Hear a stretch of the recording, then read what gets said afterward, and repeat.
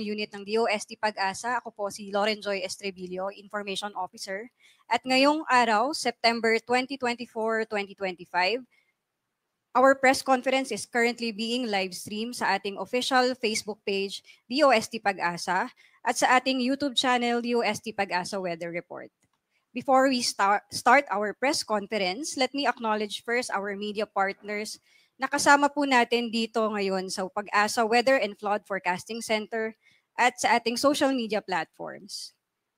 Kasama po natin ngayong araw ang key officials ng DOST Pag-asa headed by our Administrator, Dr. Nathaniel T. Servando. At ngayon, para buksan ang ating press conference, I would like to call on our Administrator, Dr. Servando, para sa maikling mensahe. Magandang araw po sa ating lahat. Muli, nagpapasalamat po kami sa ating mga kaibigan at mga partners from the media for joining us this morning press conference. And also those following us through our social media platform. Pagkatapos lumabas ng Super Typhoon Nando, pumasok muli at nag-develop itong yung panibagong bagyong pinangalanan nating Opong. At kanginang umaga po, ito ay lalong lumakas pa habang ito ay nasa storm category. Pang-15 bagyo na po ito for this year at pang-5 bagyo sa buwan ng September. Sa kasalukuyan, ito ay may taglay na 85 kilometers per hour malapit sa gitna at bugso na umaabot ng 105 kilometers per hour. Habang nasa karagatan pa, inasahan natin na ito ay lalakas pa bago ito maglandfall later this week. Ito ay kumikilos sa bilis na 15 kilometers per hour, generally westward. At kung hindi magbago ang kanyang direksyon, ito ay sigurado kaming tatama ng kalupaan either sa may eastern part ng Visayas or southern Luzon or Bicol region. Later on, ibigay ng aming mga kasamahan ang detalye. Dapat nating sundan dahil po kung hindi magbago ng direksyon, posibleng tatamaan ito ang Region 4A, Calabarzon region, maging ang Metro Manila ay posibleng direktang maapektuhan. At of course, inasahan natin na ito'y lalakas pa habang papalapit sa ating mga kalupaan. Right now, ang kanyang track ay posibleng mag-intensify pa into a typhoon bago maglandfall. Muli, pinapayuhan natin ang ating mga kababayan na magtutok at sundan ang lahat ng mga mahalagang impormasyon na ibibigay ng DOST Pag-asa. We ensure DOST Pag-asa together with other government agencies involved in disaster management will issue timely and more reliable information tungkol sa bagyong ito dahil alam po natin ito ay may dalang panganib, malalakas na mga pag-ulan, malakas na hangin at inasahan na ito ay magdala ng panganib na makapaminsala at as early as today, if possible, gumawa na ng tamang aksyon upang paghandaan ang bagyong Opong. Muli, maganda ang araw at maraming salamat po sa atin. Salamat po, Dr. Servando, Administrator ng DOST Pag-asa. Ngayon naman po, para sa latest information tungkol sa bagyong Opong, mula sa Weather Division ng DOST Pag-asa, ang ating duty forecaster, Engineer Benison J. Estereja.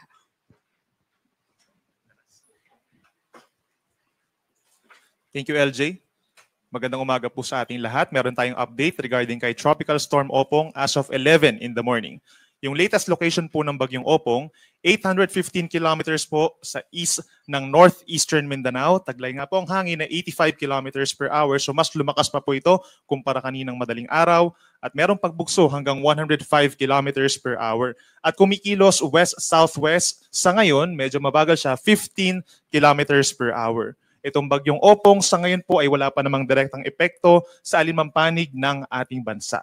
Samantala, yung habagat pa rin or southwest monsoon, umiihip pa rin po dito sa may Luzon and western section of Visayas at meron pa rin dinadalang mga pag-ulan at minsan malalakas na hangin dito sa mga areas po ng Central Luzon, Calabarzon, hanggang dito sa may Mimaropa and western Visayas.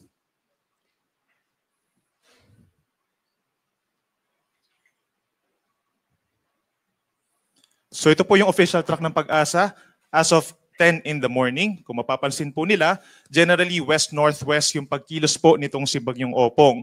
So within the next 24 hours or within the day actually po, lalakas pa ito bilang isang severe tropical storm or nasa middle category po ng bagyo.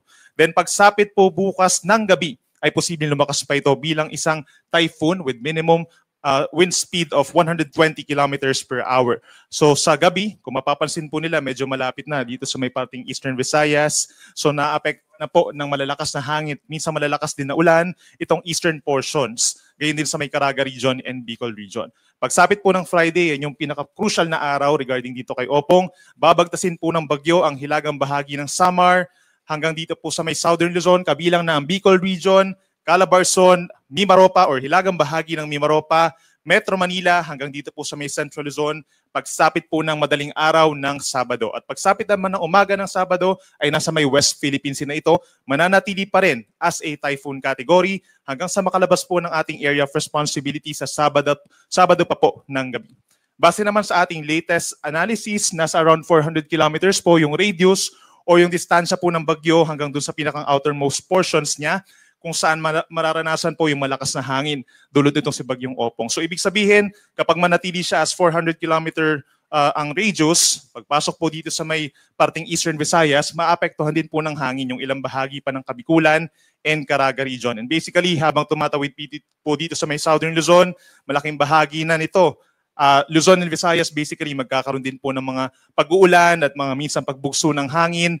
Metro Manila malapit po doon sa may sentro ng bagyo based dito sa ating latest track pagsapit po ng madaling araw po ng Friday or hating gabi ng Friday hanggang madaling araw po ng Saturday. And in terms of intensity, base naman po sa ating latest forecast, yun nga po, no, pagsapit po dito sa may areas po ng Summer Island, nasa around 120 to 140 kilometers per hour yung lakas niya na hangin. At pagsapit dito sa may areas po ng Southern Luzon, siguro nagtatanong ng iba, possible pa magkaroon ng weakening regarding po dito sa bagyo. Nandyan yung possibility po, pero natili pa rin po siya as a typhoon. So malakas pa rin po ito habang binabagtas po ang ating kalupaan. At pagsapit dito sa West Philippine Sea, maaaring lumakas po muli siya at mananatili pa rin as a typhoon. Sa ngayon po, meron na tayong nakataas na tropical cyclone wind signal number 1 or babala sa hangin dito po sa Samar Island, Northern Samar, Samar and Eastern Samar sa loob po ng 1.5 araw or hanggang bukas ng gabi, posible po yung pabugso-bugsong hangin. In the coming bulletins po natin, possible pa tayo magtaas ng wind signals sa mas maraming lugar dito po sa Luzon and sa Visayas, kabilang na dyan ng Metro Manila. And considering na aakyat pa ito or lalakas pa itong si Bagyong Opong bilang isang typhoon, posible po hanggang wind signal number 4. So yung lakas po ng hangin na to, nasa 120 to 140 kilometers per hour. Inuulit natin, malakas po ito kung ikukumpara natin sa parang mabilis na tumatakbong sasakyan sa expressway. Ganun po kalakas yung hangin na posible na ng maramdaman at makasira ng mga structures po na yari po sa mga low or medium to high-risk structures. Posible rin makasira ng mga puno at mga pananim at makapagpatumba rin po ng mga poste at linya ng kuryente. Now, pagdating naman po sa mga pag-ulan, for today, wala nga tayong direktang epekto ba galing kay Opong. Ito pong mga pag-ulan natin for today sa may Zambales, Bataan, and Mindoro ay dahil po sa habagat.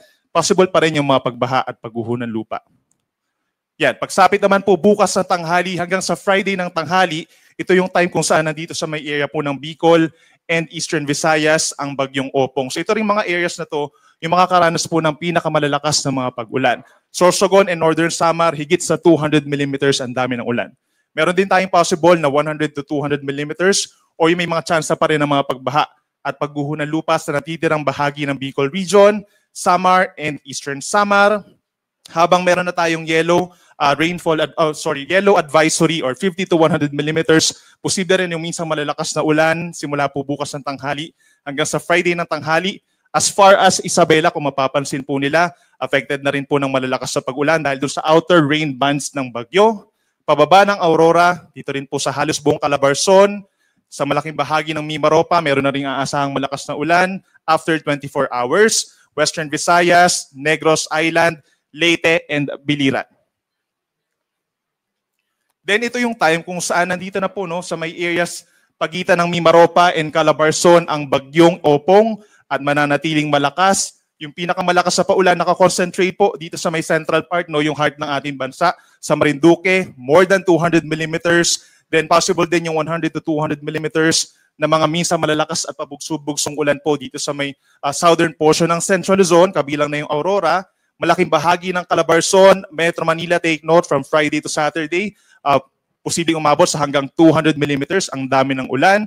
Dito rin po sa may Camarines provinces, sa Albay, Mindoro Island, hanggang sa Romblon, malalakas po ang mga pag-ulan. Dito sa may areas, sa ilalim po ng Mimaropa, sa Palawan, Antique, Aklan, and Negros Occidental, most likely due to habagat po ito, no? At yung trough na concentrated or meron pa rin po dito sa may natitirang bahagi ng Cagayan Valley. At may mga pag-ulan pa rin doon sa mga dinaanan po ng bagyo sa may Samar Island, Catanduanes, Sorsogon, and Masbate, pagsapit po ng Friday to Saturday.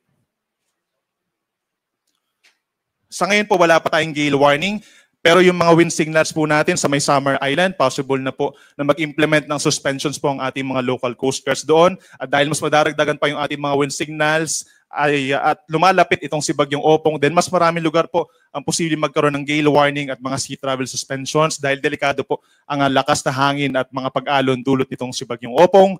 Sa ngayon, yung habagat natin dito sa may parting seaboards po ng Northern Luzon, specifically sa Batanes and Babuyan, umabot pa rin hanggang 4 po na metro.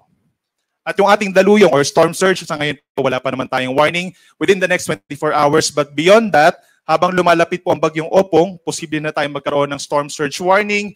Basically po dito sa mga baybayin po ng Samar Island, sa silangang baybayin ng Kabikulan, hanggang dito po sa may Quezon Province. So manatili lamang pong mag-antabay sa ating mga storm surge warnings.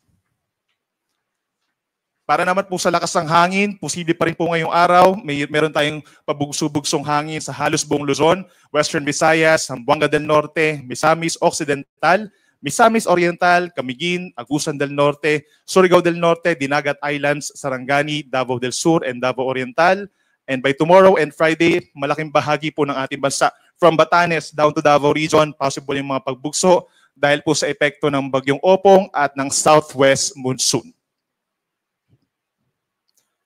So yan lamang po ang latest regarding po sa Bagyong Opong from the Weather Division. Maraming salamat po.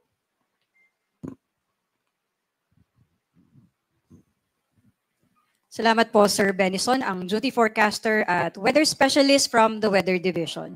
At ngayon naman, para sa mga update sa ating major river basin at monitoring ng mga dam, ipipresent po ito ng ating duty hydro forecaster from the Hydromet Division, Engineer Edgar de la Cruz. Magandang umaga po. Good morning. Dam update po tayo. As of 8 a.m., ang Angat Dam is 205.88 meters. Umakyat po siya ng 0.75 meters compare natin sa elevation kahapon. At 4.12 meters na lang po to reach the 210 normal high water level. Para lang po ma-reach niya yung 210, kailangan niya po ng 145 millimeters of rainfall. Then ang Ipodam 100.68 meters, bumaba siya ng 0.26 meters. Then ang La Mesa Dam nasa 79.13 meters, bumaba rin siya ng 0.08 meters. At meron pa siyang 1.02 meters to reach the spilling level ng La Mesa Dam. Then ang Ambuklao is 750.15 meters. Nakabawa siya ng 1.09 meters. At dahil po meron siyang 3 gates at may total height na opening na 1.5 meters at meron siyang estimated discharge na 249.04 cubic meter per second. Then ang Binga Dam nasa 573.13 meters, bumaba rin po ng 0.81 meters at meron siyang negative 1.87 meters sa kanyang normal high water level. At may gate opening po siya ng 4 gates. Ang total gate opening is 2 meters at may estimated discharge na 330.52 cms. Then ang San Roque is 270.47 meters. Umakyat naman po siya ng 5.62 meters per elevation niya kahapon. At meron na lang pong 9.53 meters to reach the 280 meters. Para makuha niya yung 280, kailangan niya po ng 265 millimeters of rainfall. Then ang Pantabangan Dam, nasa 211.55 meters. Umakyat din po ng 0.58 meters. And to reach the 218.5 meters, kailangan po niya ng 330 millimeters of rainfall. Then ang Magat Dam is 183.89 meters. Bumaba ng 0.12. At meron siyang gate opening na 3 gates. Ang total opening niya is 5 meters. At may estimated discharge na 874.44 cubic meter per second. Then ang Kaliraya is 287.8. Boba po ng 0.10 meters. Then may kanina pong alas 6 ng umaga, may issuance pa po ng mga general flood advisories under flood warning ang Cordillera Administrative Region, ang Region 1 sa Ilocos Region, then ang Region 3 sa Central Luzon, then ang Region 4A, Calabarzon, and Region 4B, Mimaropa. Then ang NCR nasa flood alert, and sa mga river basin naman po, may mga issuance tayo ng mga flood bulletin. Ang Abra, kanina ng 9 a.m. Ang Apayao, Abulog, nag-issue rin sila ng general flood bulletin. Then ang Agno River, kaninang 5 a.m. nag-issue. Then ang Pampanga River Basin, kanina po alas 6 ng umaga. Then may mga dam situationers po tayo, katulad po ng nabanggit ko kanina, na Buklaw and Binga Dam ay nakabukas. Then ang Magat River, meron din pong issuance. And then also ang Angat River, dahil po sa Ipo Dam na naka-open siya ngayon. Yan lang po sa Hydromet Division, sa Flood Forecasting Warning Center. Thank you po. Very much. Salamat po, Sir Edgar, ang duty hydro forecaster from the Hydromet Division. The second part of our press conference is the Q&A session. But before that, let me acknowledge first ang presence ng key officials ng DOST Pag-asa, headed by Dr. Daniel T. Servando, ang Administrator, Deputy Administrator for Operations and Services, Engineer Roy Badilla, ang Chief ng NCR Pag-asa Regional Services Division, at OIC ng Office of the Deputy Administrator for R&D, Engineer Lorenzo A. Moron, Weather Services Chief ng Hydrometeorology Division, Engineer Socrates Paat Jr., at Weather Services Chief naman ng Weather Division, Engineer Juanito Galang. Nais rin po namin pasalamatan ang ating media partners na patuloy na tinutulungan tayong maipahatid sa ating mga kababayan ang mga updates mula sa DOST Pag-asa. Ang mga kasamahan natin sa media dito sa ating opisina ay ang mga sumusunod: Mr. Ariel Rojas from ABS-CBN, Mr. Pierre Pastor from Billionario News Channel, ang team ng Philippstar, Ms. Annalie Labor from Daily Tribune, Mr. Zeus Legaspi from DZMM, Ms. Denise Osorio from PTV, and Ms. John Bondok from Philippine News Agency. So we'll begin with the question and answer portion ng ating press conference. Pakibanggit po lamang inyong pangalan, affiliation, and kung posible po, kung para kanino ang inyong katanungan. Sa mga kasamahan natin na nakaantabay online, Maaari rin po ninyong i-type ang inyong questions sa social media platforms natin at susubukan po nating mabasa at masagot ito ng ating mga specialist. Salamat po at maaari na po tayong magsimula. Para sa unang katanungan, Mauna na po ako. Hello po, good morning pa ba? Ariel Rosser from ABS-CBN News. Ang question ko po siguro, kahit 3 days out pa, no, yung paglapit po nung bagyo sa baba ng Metro Manila ng early Saturday, meron na po ba tayong parang senaryo na nakikita kung ano magiging epekto sa atin in terms of ulan and lakas ng hangin? ang sagot po ay manggagaling kay Sir Benison po. Yes po. Thank you sa question, Sir Ariel.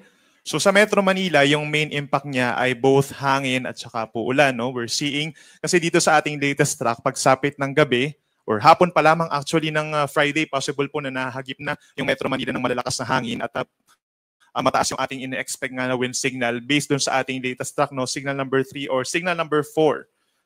Tapos pagsapit naman po dito sa pag-ulan, at least hanggang Friday ng tanghali, wala pa naman tayong na-expect na significant rainfall, more on mga scattered lang na ulan. No? But Friday noon up until Saturday noon, yan, bigla pong naging orange. So ibig sabihin, more than 100 millimeters yung in-expect natin ng mga pag-ulan. So nandyan pa rin yung numerous flooding events, mataas yung tsansa dun sa mga kailugan natin, posibleng umapaw. Tapos nandyan din yung banta ng mga landslides dun sa mga ilang bulubundukin lamang sa Metro Manila. Thank you. Hello. Dagdagan ko lang actually kahapon as early as September 23 nagpalabas na rin po kami ng impact-based forecasting for Metro Manila and mamayang hapon po ay update po namin ito together with our local forecasters in coordination with our national forecasters. We will assess if we will have to elevate yung level of warnings natin in terms of risk for impact-based in Metro Manila. So antabayan natin yun. But anyway, in terms of hazards, naipakita naman po sa atin kanina ng ating forecaster yung magiging possible gravity nito dito sa ating area. Hindi lang sa Metro Manila, maging yung mga karatig na probinsya ng National Capital Region. Thank you po. Salamat po Sir Benison and Sir Lorenzo. Any other questions po from our media room? Yeah, Pierre Pastor, Billionaire News Channel. You said that, sir, na posibleng lumakas. What will make it malakas? Thank you, Ma'am. Pierre, so far yung ating nakikitang mga reasons, syempre yung mainit na karagatan po malapit sa ating bansa, isa yan sa mga nagpo-fuel po para lumakas ang isang bagyo. Yung mababang, masyadong technical na vertical wind shear, ibig sabihin yung hangin sa itaas at ibang parte po ng atmosfera ay hindi po magkaiba halos or halos hindi nalalayo yung lakas. No? So hindi na sisira yung sirkulasyon at gumaganda ang sirkulasyon po ng bagyo. Yes po.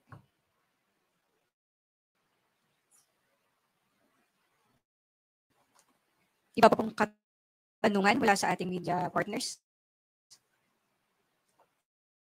Sige po si Mr. Ariel Ross ulit. Yung dadaanan po ng bagyo at yung pinakamaapektuhan ng hazard, especially nung rainfall nung bagyo, ay yung some of the most populated areas, regions ng Pilipinas, Central Luzon, Mimaropa, Calabarzon, Bicol, and Metro Manila. Ano po kaya ang pwedeng ma-share ng ating official sa level of preparation na kailangan gawin ng mga LGUs sa mga lugar na ito? Yung sagot po ay manggagaling kay Dr. Servando. Unang-una, maliban sa ang DOST Pag-asa ay magbigay ng frequent updates about Storm Opong habang ito ay kumikilos palapit sa ating kalupaan. Kami po ay makipag-ugnayan more closely sa mga agencies involved in the disaster preparedness management, particular na ang Office of Civil Defense. In fact, as early as yesterday ay nakipagpulong na kami doon sa Office of Civil Defense. Hindi lamang ang naging epekto ng Super Typhoon Nando, but pinag-aandaan na rin po itong papalapit na bagyong Opong. In fact, kahapon nasa labas pa lang ng Philippine Area of Responsibility, may mga instructions na dapat ay paghandaan. So alam naman po natin sa Office of Civil Defense may network uh, communication sila down to the local level, local DRRM offices nila. Lahat ng mga information at ay na-disseminate na. And of course, may strong instruction na possible ay as early ay gumawa na ng mga kaukulang hakbang para preparahan itong bagyong Opong. But on our part, we will disseminate and in fact, sana po ay ating mga kaibigan sa media na as usual, nagpapasalamat po kami for helping us disseminate vital information. Particular na itong Opong dahil siguradong maglandfall ito at will affect mga regions ng Eastern Visayas, Bicol region, Mimaropa, and NCR. Thank you. Salamat po, Dr. Nas. Karagdagan po mula kay Sir June. Maraming salamat sa katawan ni Sir Ariel. So karagdagan lamang po dahil sa nakikita natin forecast track ngayon ng bagyong si Opong, ang pagdaan niya dito sa Metro Manila ay hapon, gabi hanggang paumaga. So may mga times during the past tropical cyclone events na nagiging mas challenging kapag gabi dumadaan yung isang tropical cyclone. Kaya ito po yung dapat paghandaan ng mga kababayan natin dito sa may Calabarzon area at dito sa National Capital Region. Yun lamang. Maraming salamat. Salamat po. Again, gusto naming i-emphasize ang dalang hazards nito. Malalakas na mga pag-ulan, malakas na hangin na magdulot ng mga malawakang pagbaha, landslides, at storm surge na mention kanina. Habang papalapit ang bagyong Opong, we will be issuing storm surge warning. Ito po yung mga hazards na makapaminsala sa ating mga kababayan na dapat paghanda. Salamat po, Doc Nats and Sir June. May katanungan pa po mula dito sa ating media room. Sir Ariel. Sorry. Context naman po nito ay yung last year na epekto ng bagyong Christine. Magkaiba sila ng track and ang pinaka naapektuhan po ay Bicol Region and Calabarzon dahil tumamba yung mga ulap na hindi naman directly dahil doon sa bagyong Christine. So, base po ba sa inyong analysis, pinakita nyo na po yung potential amount ng rainfall, di ba? But may possibility ba na base doon sa datos ng ulan ng Christine from last year ay pwede po bang maulit or halos kaparehas yung aasahang epekto na ganun kalala yung magiging pagbaha at pagguho ng lupa? So, para masagot yan, Sir Ariel, kung makikita natin yung forecast track tsaka sa pinakitang rainfall or weather advisory ni Sir Ben kanina, na halos yung concentration ng malalakas na pag-ulan nandito sa sentro ng circulation ng bagyong si Opong. So, pero may mga, dahil sa epekto pa rin itong southwest monsoon, may mga paulan pa rin kahit malayo sa circulation ay pwedeng maapektuhan. Pero mas pinapayuhan natin yung malapit sa sentro na dadaanan ng bagyong si Opong. So maghanda po tayo and then especially din dito sa mga western part ng ating bansa, itong Western Visayas sa Mimaropa area at itong Ilocos sa region area. Thank you. Dagdagan ko lang. So, So, ngayon kasi kahit hindi pa naman talaga tayo direktang apektado ng bagyo, pero alam naman natin in the past days talagang marami na rin tayong mga na-records na mga pag-ulan, no? Hindi lamang din dito sa Metro Manila, mayroon din sa Calabarzon. Alam naman natin during the time of Christine, sa Calabarzon din ay talagang naapektuhan ito ng todo. So ibig sabihin po natin dito ay talagang marami na pong area ang saturated na. So ibig sabihin kung talagang madagdagan pa ito ng ganung klaseng buhos ng ulan, we are not discounting the possibility nga na magkaroon ng mga ganong klaseng scenario. So ang keyword dito is really early preparation, no? Lalong-lalo na kanina nabanggit ni Sir Jun na very critical yung gabi ng Friday. So minsan pag gabi sobrang dilim, medyo caught off guard tayo, nahihirapan na tayong kumilos. So ngayon pa lamang na mayroon pa tayong magandang panahon at we have enough preparation time. So I think we really need to do a lot of preparations ahead of time. Thank you po. Karagdagan po mula kay Sir Roy. Dagdagan ko lang ng konti. Kung napansin ninyo kanina yung presentation ng ating hydrologist, 145 millimeters na lang ang kailangan para maabot ng 210 yung ating Angat Dam.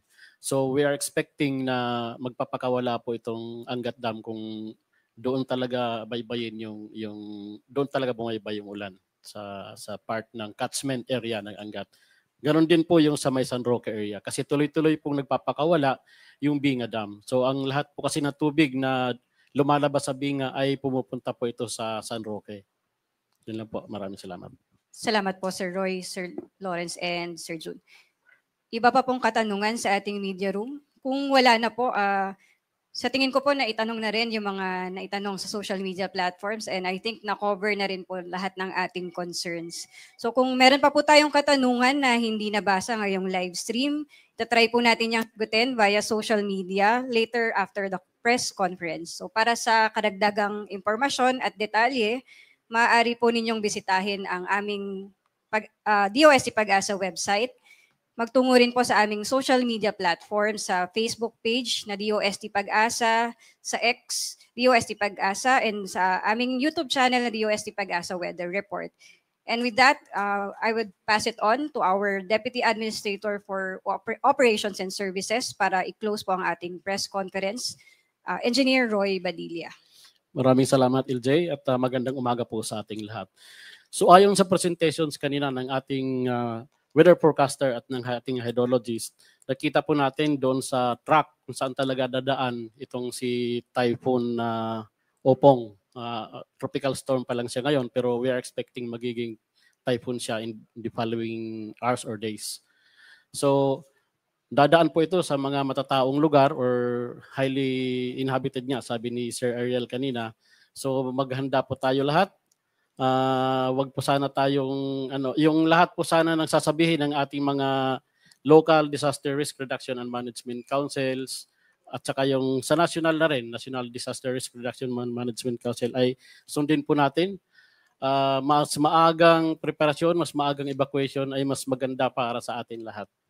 So yun lang po at siguro ang maganda ay manatili po tayong updated sa mga pinapalabas ng mga warnings and informations mula sa DOST Pag-asa. Iwasan po natin na mag-source out tayo mula sa iba-ibang mga pinanggagalingan ng mga news kasi marami pong lumalabas ng mga fake news. Marami pong nakikita natin kahit nung pagdaan ni Super Bagyo Nando na kahit naman last year pa na event ay pinopost nila ngayon para ipakita na ganun ang situation sa ngayon. So yun po, maraming salamat.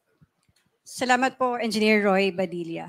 So maraming salamat po sa ating duty forecaster at hydro forecaster, DOST Pag-asa officials and personnel at sa ating media partners and friends who are present here sa ating media room, pati na rin sa ating social media platforms at sa ating mga kababayan na nag-join po sa atin online. Patuloy po tayong mag-antabay sa mga updates mula sa DOST Pag-asa official channel. So ito na po ang pagtatapos ng ating press conference and on behalf of our Pag-asa Administrator, Dr. Nathaniel Servando and the whole Pag-asa community, maraming salamat po at mag-ingat po tayong lahat.